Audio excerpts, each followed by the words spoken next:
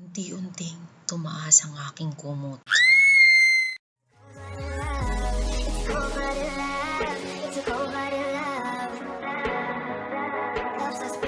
High school ako noon. Kinailangan kong umuwi ng Isabela upang pumunta sa burol ng namatay kong pinsan. Very close kami noon at sabi nila kamukha ko daw siya. Namatay siya sa leukemia. Umuwi ako sa pagkaakalang makakahabol ako para sa kanyang burol. Pero sa kasamang palad, naiwan ako ng mga kamag-anak ko. Dating kasi ng Isabela, kailangan pang biyahe ng 5 oras papuntang Cagayan. At hindi ko rin alam kung saan doon ang kanyang burol. Tumuloy ako sa family house ng lola ko. Nandun yung 2 kapatid niya na mga matandang dalaga. Sa bungad pa lang, makikita mong napakadilim na daan. Maraming puno sa paligid. Nakakatakot. Sinalubong ako ng lola ko. At ang lagi niyang tanong, kailan ka uuwi? Ganoon naman siya lagi eh. Pero sumalangit na ang kanyang kaluluwa kasi ngayon wala na siya. 3 lang kami sa bahay na yun nung panahon na yun. At naggabihan kami, sabi ng mga lola ko, wag na lang daw akong pumunta dahil nga bata pa ako, baka daw maligaw ako. Pagkatapos namin kumain, syempre matutulog na kami. Doon kami sa taas matutulog kasi may 2 palapag ang malaking bahay. Luma na yung bahay. Nung pa siya panahon ng mga Kastilang na ipatayo. May 2 kwarto sa taas, pero dahil 3 lang kami, sabi ng lola ko, doon na lang kami sa pinakasala na malapit sa hagdanan na matutulog na 3. Sabi ko sa kanila, dahil medyo mainit, sabi ko buksan na lang natin yung bintana. Yung bintana na yari sa kapis kung alam niyo yun. At natulog na nga kaming magkakatabi. Nasa gitna ako ng 2 kong lola. Hating gabi, may bumubulong sa akin. Akala ko nananaginip lang ako. Hindi ko maintindihan. Pero parang naunawaan ko. Ay sabi niya, bakit hindi ka pumunta? Bakit hindi ka pumunta? Pinagpawisan ako ng malamig. Takot na takot ako. Umalulong yung aso ng aming kapitbahay at nakita ko sa bintana na bilog ang buwan. Tagaktak ang malamig kong pawis.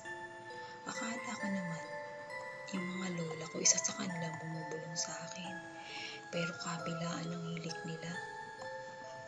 Doon na ako sobrang natakot, parang pakiramdam ko tumigil na yung pagtibok ng puso ko.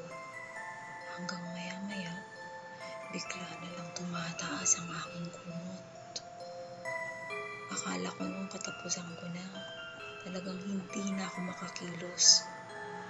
Gusto kong kumilos pero di ko magawa.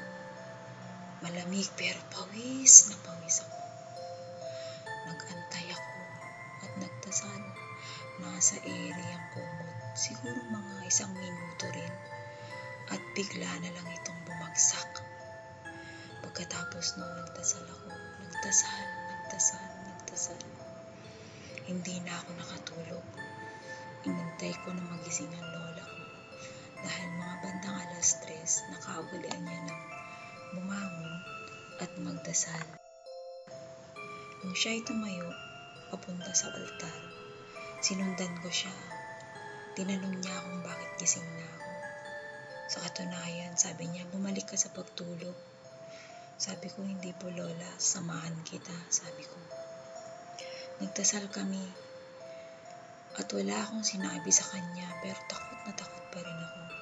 Inantay ko na magliwanag.